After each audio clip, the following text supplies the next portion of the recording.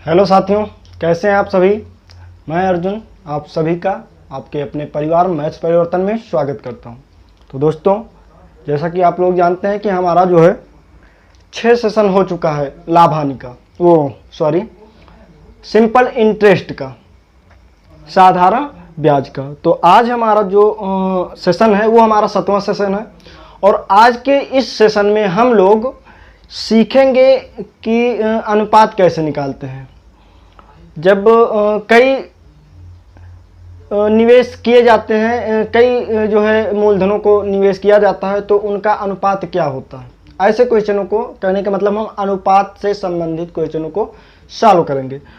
तो जो है मैं जो है प्रयास करूंगा कि छोटे छोटे रूप में मैं आपको बताऊं। और हाँ, ये साधारण ब्याज जो है ये लगभग ख़त्म होने वाला है। बहुत ज़्यादा से ज़्यादा अब 2 सेशन और लेंगे हम और ये ख़त्म हो जाएगा। तो चलिए अब हम शुरू करते हैं। और शुरू करने से पहले मैं बता दूं, अगर आप हमारे चैनल पर नए हैं तो चैनल को सब्सक्राइब कर लीजिए और बेल आइकन को भी प्रेस कर लीजिए, जिससे कि हमारे वीडियो का नोटिफिकेशन आपके पास पहुंचता रहेगा। तो चलिए हम लोग अब शुरू करते हैं। ये रहा हमारा पहला क्वेश्चन, दिख रहा है आपको। क्या है, कहा गया कि एक व्यक्ति कुल धन 3 योजनाओं में निवेश करता है जो उसको 6%, 10% और 12% ब्याज प्रति साल क्रमानुसार 10 साल, 12 साल और 15 सालों के 3 अलग अलग भागों के लिए ऑफर देती है। प्रत्येक योजना के समाप्त होने के बाद वह समान ब्याज प्राप्त करता है। तो उसके निवेश का अनुपात क्या होगा। तो उसके निवेश का अनुपात क्या होगा, क्या कहा गया है कि उसके निवेश का अनुपात क्या होगा।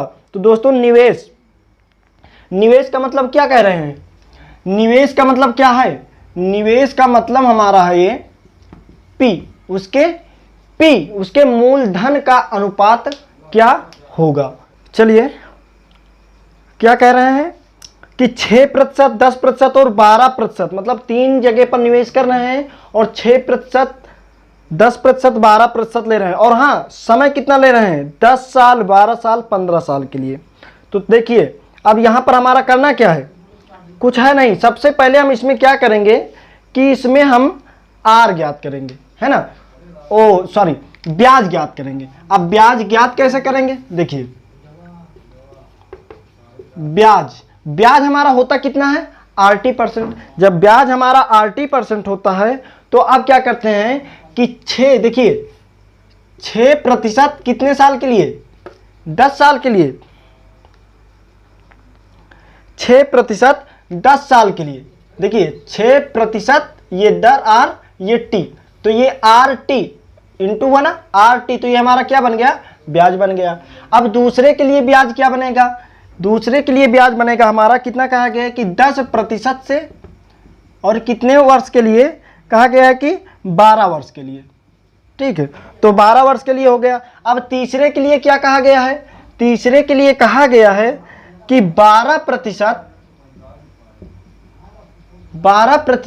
और कितने साल के लिए, 15 वर्षों के लिए, है ना, 15 वर्षों के लिए कहा गया है। ठीक है, तो अब ये हमारा निकलेगा क्या, ये हमारा क्या निकलेगा, ब्याज। अब जब ब्याज निकलेगा तो कितना निकलेगा, 10 छक्का 60, ये कितना हो जाएगा 120, ये कितना हो जाएगा 180। अब ये हो गया 180। अब जब ये हमारा 180, ये हुआ है क्या, ये है हमारा, अगर हम अनुपात बनाएं तो ये हमारा ब्याजों का अनुपात है। लेकिन देखो क्वेश्चन में क्या कहना है, क्या कह रहा है क्वेश्चन में, सबसे पहले हमको पकड़ना है। कहा गया है कि प्रत्येक योजना के समाप्त होने के बाद वह समान ब्याज प्राप्त करता है। तो समान ब्याज प्राप्त करता है, तो ब्याज से क्या है। अब देखिए, ये तो ब्याज है, लेकिन ये पहले मूलधन का, पहला मूलधन मान लीजिए P1 का इतना, P1 का 60%, फिर दूसरा क्या है P2 का 120%, P3 का तीसरा जो निकलेगा वो P3 का 180%।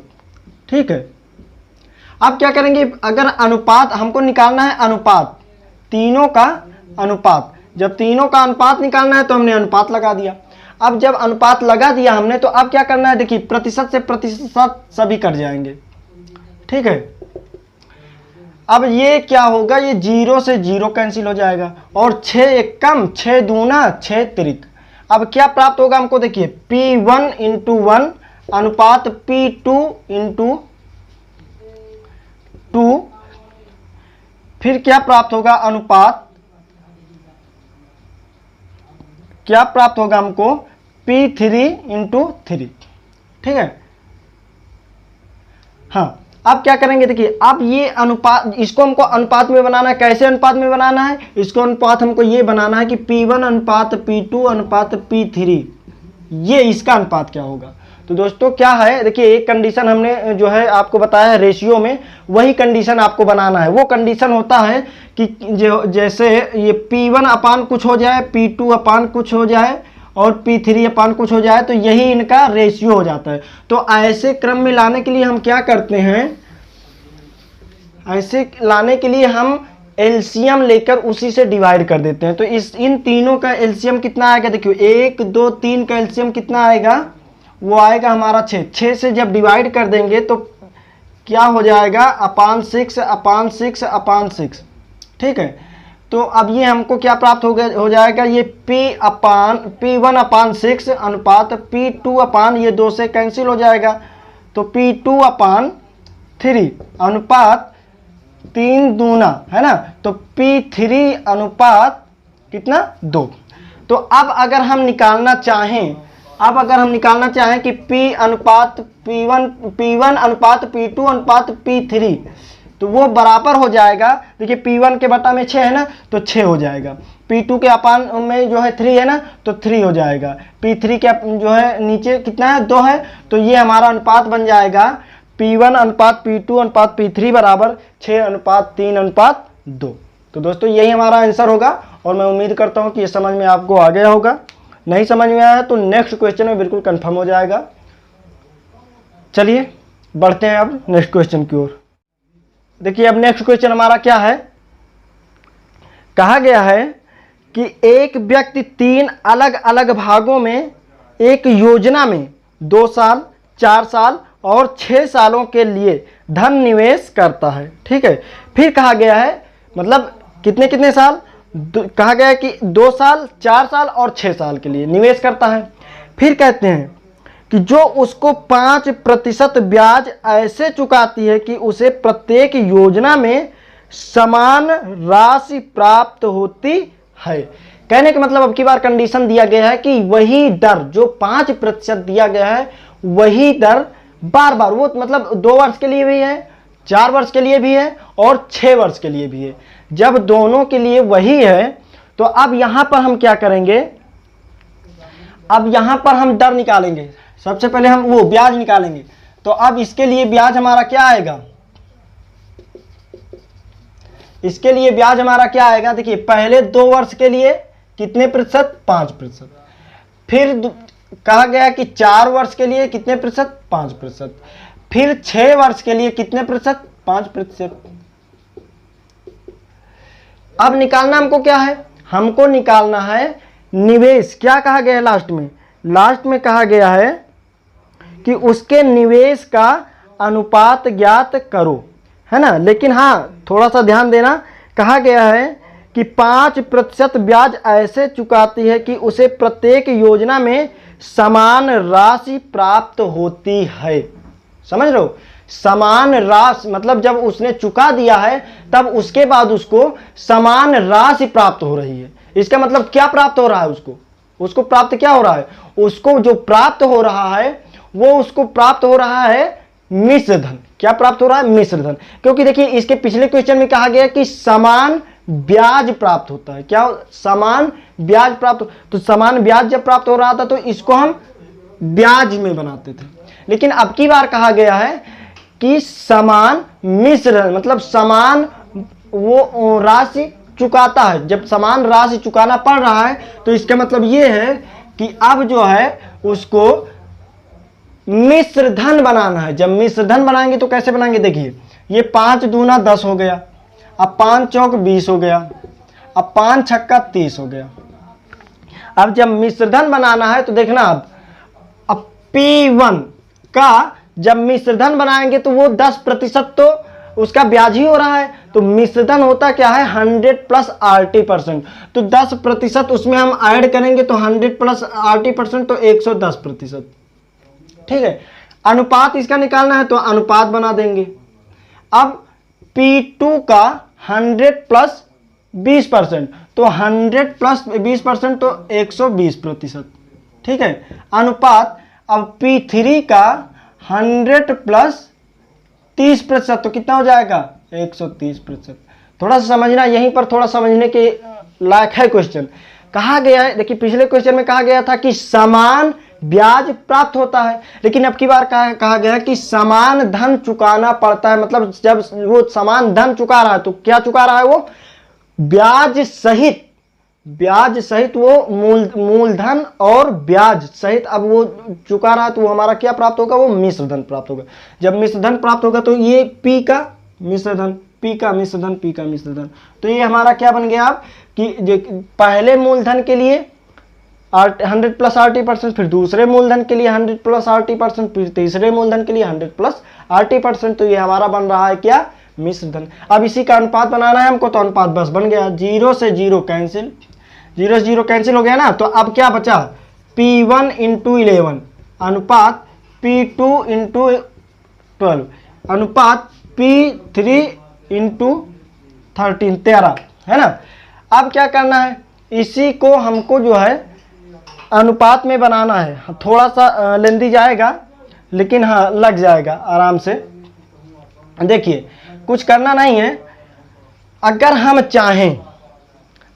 चाहें तो जब हम भाग देंगे तो ये हमारा क्या बनेगा, देखिए इसके तीनों के गुणज से सब में हमको भाग देना है। जब तीनों के गुणज से भाग देना है तो देखिए 11 वाले से 11 तो कट ही जाता है। जैसे एग्जाम्पल थोड़ा सा बता रहे हैं, बाकी करना नहीं आपको। P1 अपान, अब तीनों के गुणा से करेंगे तो 11 गुणे 12 गुणे 13, और यहाँ पर 11 ये है, तो 11 से 11 कैंसिल हो गया ना।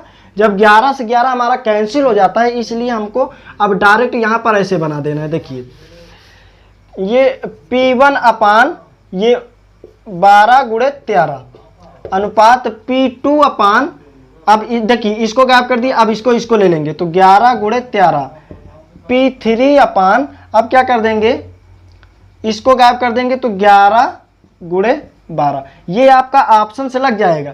ऑप्शन से कैसे लगेगा, देखिए ऑप्शन आपका क्या क्या है, 1:2:3, 6:3:2, 156:143:132। तो देखिए इसको मिला लीजिए तो 12 3 36, अब 12 एकम 12 और 12 3 15, तो 156 आ गया कि नहीं। तो यही हमारा जो होगा सी ऑप्शन आपका सही हो जाएगा।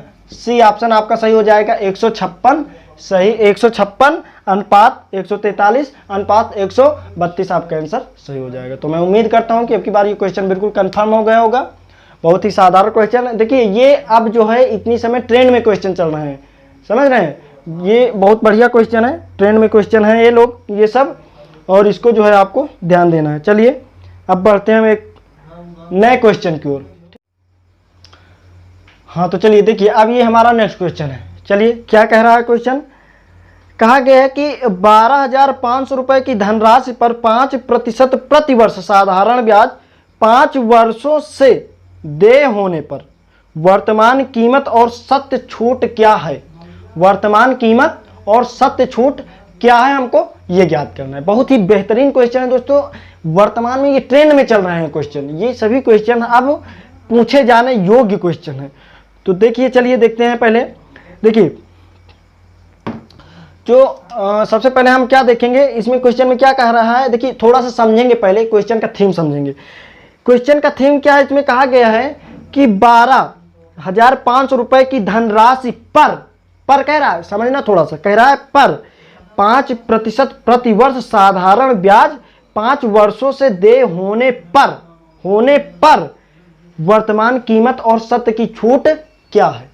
कहने का मतलब ये है हमारा कि ये जो 12,500 रुपए है ये हमारा क्या है, सबसे पहले हमको ये जानकारी होना चाहिए। ये जो हमारा 500 रुपए है, ये क्या है? तो ये हमारा मिश्र धन। कैसे जानेंगे? मिश्र धन हम इस प्रकार से समझ रहे हैं, क्योंकि कहा गया है कि ब्याज हमारा क्या दे रहे हैं, ब्याज हमारा 5% दे रहे हैं, और कितने वर्ष के लिए दे रहे हैं? 5 वर्ष के लिए दे रहे हैं। तो ये 5% और 5 वर्ष के लिए उसी पर है, तो मतलब वो जो धन है हमारा ये 12,500, इस पर 5% से 5 वर्ष के लिए धन को ऐड किया गया है। तो अब हम इससे समझेंगे। देखिए ये जो हमारा 12,500 रुपये है, ये है कितना? ये 5% की दर से 5 वर्ष के लिए है, इस पर ब्याज लगा है। तो ब्याज कुल कितना लगा है? 5 × 25%। इस पर 25% ब्याज लग चुका है, इस पर 25% ब्याज लग चुका है। जब 25% ब्याज लग चुका है तो अब इससे हम क्या समझेंगे कि ये हमारा 12,500 रुपये जो है ये है कितना? तो ये है हमारा कितना? ये मिश्र धन है। तो ये होता कितना है? 100 + RT%। जब 100 + RT% है तो 100 + RT कितना है? 25%। तो ये 25 तो कितना हो जाएगा? इरेज करना है इसको। अब ये हमारा हो जाएगा कि 12,500 / 125%। और हमको निकालना क्या है? कहा गया है कि इसका कीमत, इसकी जो है वर्तमान कीमत क्या है ज्ञात करो। तो इसकी वर्तमान कीमत, अब इसकी वर्तमान कीमत क्या है? इसकी वर्तमान कीमत जो आएगी वो वर्तमान कीमत अर्थात 100% क्या? P। हमको P निकालना है, तभी तो वर्तमान कीमत समझेंगे। अब इसको जब ज्ञात करना है तो 25 से कट जाएगा, तो ये जब गुणा करेंगे तो कितना आ जाएगा? 10,000, है ना। तो 10,000 रुपये ये हमारी वर्तमान कीमत है। अब ये वर्तमान हमारी जो वर्तमान कीमत हुई, मतलब ये हमारा मूलधन हुआ। अब हमको और क्या निकालना है? और हमको कहा गया है कि सत्य की छूट क्या होगी ज्ञात करो।